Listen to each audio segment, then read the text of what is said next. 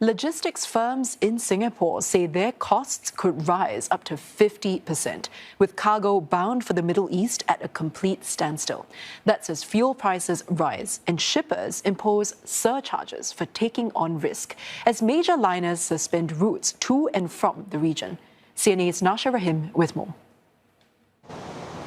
Singapore freight forwarder Hermes Logistics has 18 boxes like these stuck at sea. Inside them are cars heading to the firm's biggest market, the Middle East.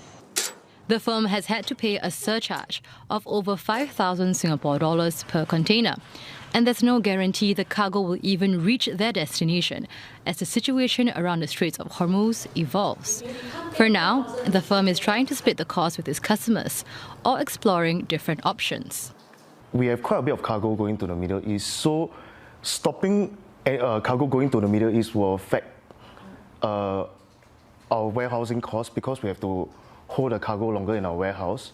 And also, our clients cannot move their cargo, so their payment will be slower because money is not going to them and therefore not going to us. Another freight forwarder says a key concern is rising fuel and electricity costs. This could push up transport and warehouse costs by 50%. He's trying to find a new route by bringing cargo to Egypt, then transporting it to Dubai overland. He adds the situation is different from the COVID-19 pandemic, as cargo has completely stopped moving.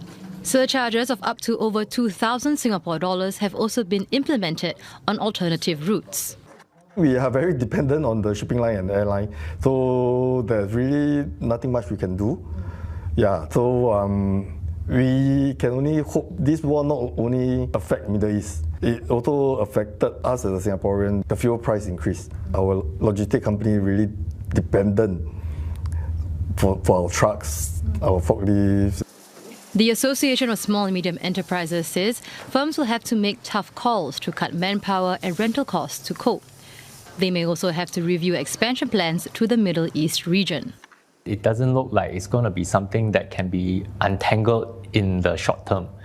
So I think businesses are reconsidering whatever they thought about. Those that are waiting and seeing may now be in a state of making a decision to say, hey, maybe I should wind down a little or ramp down a little and hopefully reduce my risk and exposure.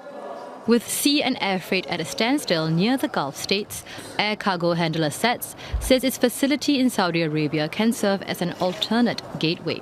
It adds it is ready to support the movement of emergency supplies through terminals in Saudi Arabia and Oman.